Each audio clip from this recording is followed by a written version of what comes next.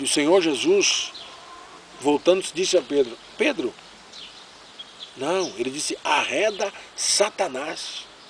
Tu és para mim pedra de tropeço, porque não cogita das coisas de Deus, e sim das coisas dos homens. O Senhor, quando repreendeu Pedro, ele chamou de Satanás. E considerou Satanás pedra de tropeço. Satanás transformou numa pedra de tropeço, enfatizando que Pedro não pensava nas coisas de Deus, mas pensava nas coisas dos homens.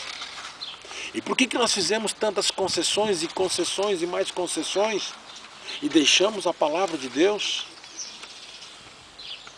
Hoje de manhã nós estávamos comentando, a igreja, ela vai ser apresentada a Cristo Jesus como uma virgem, sem mancha, sem mácula, sem ruga, através da lavagem da água pela palavra. Efésios fala disso. A carta aos Efésios fala disso. O Senhor Jesus falou em Mateus 5, 6, 7, que aquele que edifica sobre a rocha é aquele que guarda a sua palavra. O Senhor Jesus falou em João, quem me ama, guarda os meus mandamentos. Existe uma maneira de se edificar a casa de Deus. E é por isso que o Senhor Jesus teve que chamar a atenção de Pedro. Repreendeu Pedro, chamando de Satanás. E considerou Pedro uma pedra de tropeço.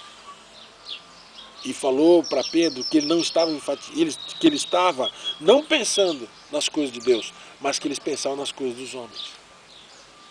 No versículo 24, 17 e 24 diz assim, então disse Jesus aos discípulos, se alguém quiser vir após mim, negue-se a si mesmo, tome a sua cruz e siga-me. O Senhor Jesus não disse para que nós negássemos a Satanás. Eu vou repetir. O Senhor Jesus não disse para nós negarmos a Satanás, mas ele diz, negue-se a si mesmo. Nós temos que negar o nosso ego. E nós podemos ver que Satanás e o ego é um termo sinônimo. O Senhor está dizendo que há uma proximidade muito grande entre Satanás e o nosso ego. Nós não podemos mais ser um com Satanás. Nós queremos a edificação da igreja, Mas é tempo de nós dizermos em alto e bom tom, arreda Satanás. Sai da minha frente, Satanás. Nós temos que negar o nosso ego. O nosso ego que discorda. O nosso ego que não está desejoso de pensar nas coisas de Deus, mas que só pensa nas coisas dos homens. Hoje nós estamos vivendo um momento no Brasil.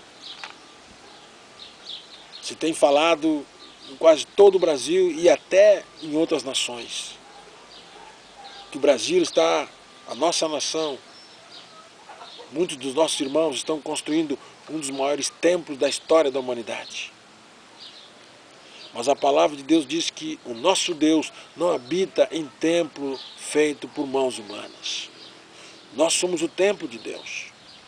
O Senhor Jesus disse que não ia se adorar em Jerusalém e não ia se adorar no monte. Os verdadeiros adoradores adorarão o Pai em espírito e em verdade. Pedro diz que nós somos pedras vivas desse templo. Nós somos a casa de Deus, nós somos pedras vivas de Deus. Nós não precisamos de um lugar que seja um ponto de contato. Nós somos o contato. Nós somos a casa de Deus. Nós somos a morada de Deus. É tempo de nos arrependermos. É tempo de pensarmos nas coisas de Deus e não pensarmos nas coisas dos homens. E o Senhor Jesus disse, se alguém quer vir após mim, negue-se a si mesmo. Tome a sua cruz e siga. O que o Senhor Jesus está dizendo não é para que nós venhamos negar Satanás, mas que nós venhamos negar o nosso ego, que nós venhamos negar a nossa personalidade, que nós venhamos negar nossas preferências e ficarmos pensando nas coisas de Deus.